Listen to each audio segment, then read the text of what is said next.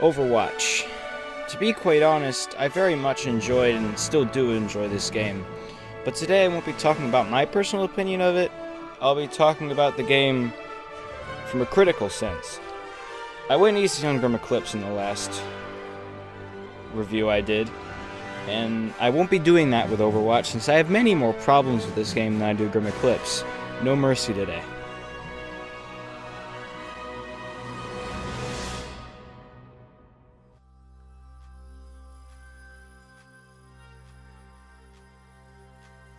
I'll start with something I actually like about the game. Overwatch looks amazing.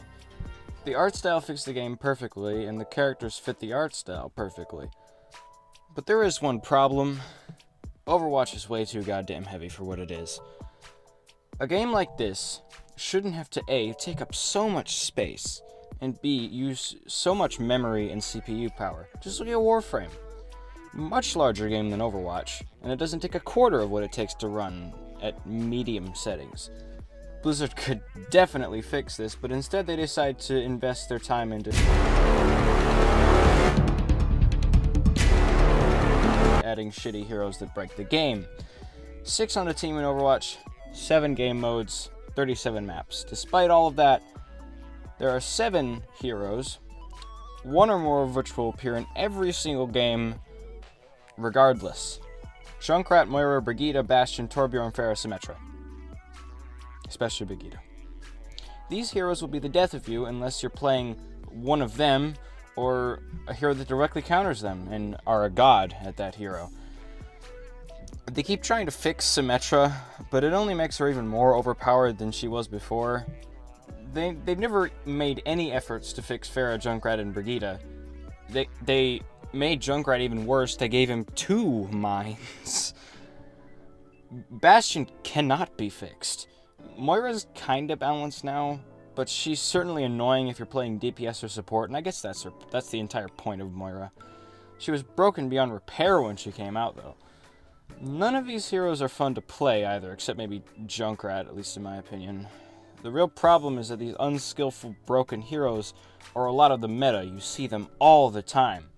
This, in turn, makes it extremely difficult for somebody who mains somebody like McCree or Lucio to move up in competitive, thus making it harder to get gold guns. Speaking of competitive matchmaking in Overwatch is more horrid than the matchmaking in CSGO.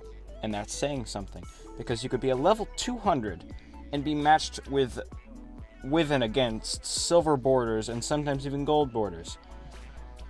These people, they break the entire challenge of the game, unintentionally of course, because they make it entirely lopsided because whether they like it or not, they're better than the bronze borders. Oh my god, what do you want? What are you doing? I'm recording, go away.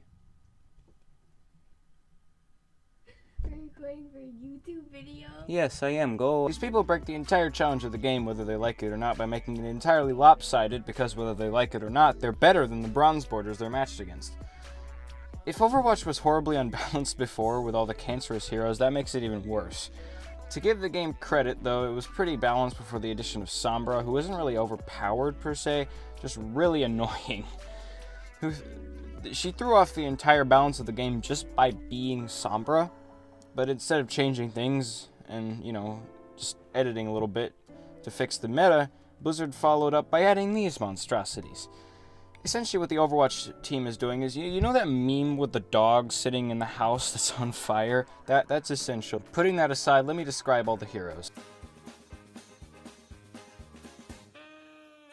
Angry Tech Support, Clint Eastwood, Planet of the Apes. Australia, Keemstar's long-lost gnome brother. Power Rangers Samurai, Childish Gambino, Satan. African Thana, Gamer Girl.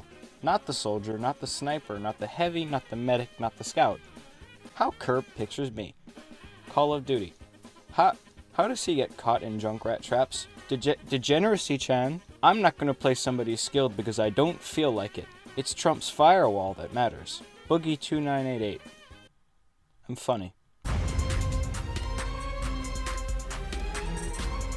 Overwatch has a great soundtrack. I listen to a lot of it on a regular basis. Dorado, Prepare to Attack, Rally the Heroes, Hanamura. All the songs are amazing. The problem with that is having such a great soundtrack is that if you use it to death, it gets boring. Look at TF2. TF2 has a phenomenal soundtrack, but you don't hear it at every single waking moment of the game.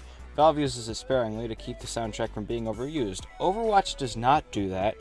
Some of the tracks have become borderline annoying for that reason, like the main menu theme, or Lijiang Tower. You hear the map themes every time you get in a game, and it gets boring. That's really the only problem I have with it.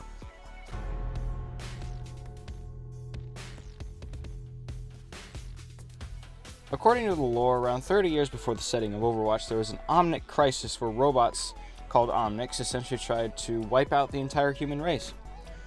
They miserably failed because a strike team called Overwatch sent them a kind message saying no. But then they started fighting each other, and eventually the government sent them a kind message saying no. So they disbanded. What the government didn't realize is that if they got rid of Overwatch, the entire world would go to shit in a few years, and that happened. So now there's this talking gorilla that's recalling the team, and that's it. There's no more lore. There's no more story. What confuses me is why they have all this complex lore and they do nothing with it. Is there a movie planned or something? A story mode? I don't get it. Overwatch is a broken game. It's unbalanced and makes no sense, and Blizzard aren't really doing anything to fix it. The soundtrack is used to death, making it boring and redundant, and the huge amounts of lore aren't used for anything. But aside from that, it's fun.